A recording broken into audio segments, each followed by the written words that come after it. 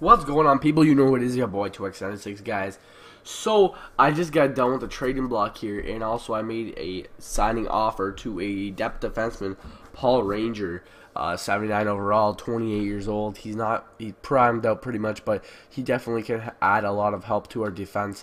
And also I put up 3 guys on the trade block that I was talking about last video. High cap hit on RJ Umberger. He has a decent trade value. You could try to ship him out for.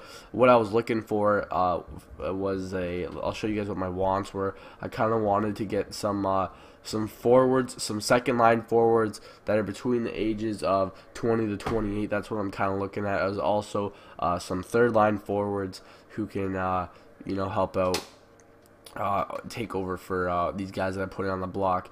So obviously with trying to dump Adrian Aucoin out, we're trying to add Paul Ranger back. So even if we can't get rid of Adrian Aucoin, we could definitely pair him up on that second or third pairing with Paul Ranger, because Paul Ranger is a $2.4 million cap hit, but he's a lot younger than Adrian Aucoin. That's the only fear I have in Adrian Aucoin. He's 39 years old, so this is probably his last season here.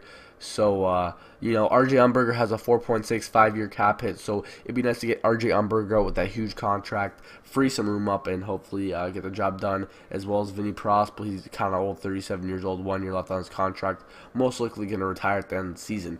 So, guys, this video, we will be heading into the first month of the season, so we're just going to simulate the first 4 weeks and see how we can do to the end of the month, and then see how everything's. Oh wait, whoa, time out. Before that happens, we're gonna turn the injuries off, because I'm not dealing with this bullshit injury crap. So let's stop this. Hopefully we can make that signing with that player that we offered with. So let's go to settings right now while we have the chance to do that. Let's go to rules, and let's go turn the injuries off, because I'm not dealing with this until the playoffs. That also, I wanted to point that out, for my Dallas Star GM mode, I did have the injuries on during the postseason to make it fair. That's what I always do. Some people, leave the injuries on during the regular season and turn them off during the postseason. I've seen that in some GM commentaries, but the way I do it, I like to, make it as fair as possible. Whoever has the best team is going to make the playoffs, and whoever has the best depth is going to win the whole thing. That's how I kind of have the mentality. But of course, it's not legitimately NHL style, so I can't really say anything about that. So let's start this out. Let's simulate to the end of the month, and we're facing a lot of teams from the East. I believe in this month. I saw a few East teams that we're facing, of course.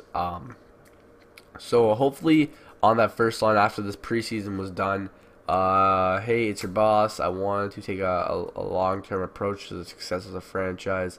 I'll be happily surprised if we make the playoffs, but I won't be angry. So, of course, I have a lot of money to work with here in Columbus. So he wants me to build a team that will be a dynasty, basically. And, of course, there we go. There's Paul Ranger, 28 years old, 79 overall. I know he's a 3-star potential. He's kind of primed out, but he is also a help on defense. So I'll be happy with that signing for Paul Ranger. There really wasn't anything else to pick up in the free agency. A lot of older guys that are pretty much out of their primes and ready to retire. I'm not looking for older guys like that. I'm trying to look for middle to younger age guys who have, they're young energy and they're ready to play hockey. That's kind of what I wanted to go for. That's why I made that deal for Paul Ranger. He's definitely going to be a third-line defenseman, second-line defenseman, battled out with Adrian Aucoin, because we have 3 defensemen in the 80s, and then of course Adrian Aucoin is just hitting that 80. So we start the season, and Vinny Prospel is going to score the first game, but we lost the first game 2-1. So I'm trying to think of what we can do here. Hopefully we can get an offer for one of the guys I put up on the block. Try to get something to work with here. Definitely getting rid of RJ Umberger would help me out a lot. I could definitely get myself another second line player, and we had such a good preseason, and now we're starting to shit the bed. And that's two losses in a row. 2 losses in a row. Hey, the Leafs are 0-2, so why do I give a shit? And we get a win, finally. So it took me 22 days to earn my stripes as a GM, so I'm happy about that. So I guess that it was just basically get your first win in the NHL. Gabrick's got 4 goals already in 3 games, so if Gabrick can produce the way I want him to, if he could be basically a point-per-game player, I'll be happy with that. Vinny Prospel, 4 points as well. but I believe he has a goal too, so he has 5 points. And we lose that one barely. That one was an overtime loss to the Vancouver Canucks. And now we're 1-2-1, so we're not playing bad hockey right now. Tampa Bay is going to send Martin St. Louis. You guys can see there in the transactions. What am I saying transactions for? The transactions. Martin St. Louis was sent to the St. Louis Blues for Demetria Jackson and Johnny something. I don't know what that was. But as you guys can see, we are 4 games into the season, and we are playing some... I'm happy with what we're playing with right now. I know it's not, 4-0-1 hockey, but there's another win, guys. And I personally, with my other GM modes, I don't see the point production on my players that I want to see right now because we have a lot weaker of a team. I can see right now Marian Gaborik is a star shining. He's a top line player. I don't usually get huge top line players on my teams like Gaborik, and Gaborik is of course 6 goals in 5 games, so that's huge. If I could get a goal per game player, but that's not going to happen because Gaborik's not going to score 80 goals this season. Gaborik's got 8 goals in 6 games, so he scored 2 goals that game. So this is huge. If we can win games with Gaborik scoring on that first line, I might have to make a trade, get rid of RJ Umberger, get someone who could help out, Gaborik score goals. I would legitimately look for a mid-80 playmaker and make a trade there, get rid of RJ Umberger, maybe give a pick up, and we get another win. So basically, we're on a nice little win streak right now in the past 5 games. Alright, so we finished the month great, guys. We started the season rough. We lost our first 2 games of the season, and since then we've won 5 and lost 1 in overtime. Marian Gaborik in 8 games has 8 goals. RJ Umberger, of course, has 7 assists. So, it's 7 minutes into the video, guys, so I think we could do another month, but I don't want to jinx it, you know what I'm saying? So, let's check the statistics for the month, and we'll wrap this video up. Let's keep it short and sweet and to the point. Alright, so let's look at the player statistics for the season. Sergei Bobrovsky, of course, is playing some good hockey, so I'm happy with Sergei in net. Of course, Michael Lehtinen, the backup. We could definitely make a move for a better backup goalie. If we are in the playoff picture, that's what I'm looking at making happen, and a better goalie and a depth goalie, because if someone gets hurt in the playoffs. So right now we're looking at the team leader in goals is indeed Marian Gaborik with 8 in 8 games, and then we got Cam Atkinson. He was a 4th liner, I believe, 4th line right wing, who has 4 goals in 8 games. So that's not bad for a kid like him. RJ Umberger 3 in 8 games, but RJ Umberger is the top point scorer on the team, so his value is going to go up a little bit. We got points from a lot of people out here. Hopefully we got a lot of people. So who are we not seeing production from? B. Dubinsky. Dubinsky's got 1 point.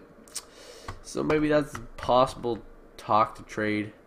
Of course, defenseman, I'm not going to really give a big deal about, but this Calvert guy's a 4th liner, so Blake Como is also a 4th liner, but he has 3 points.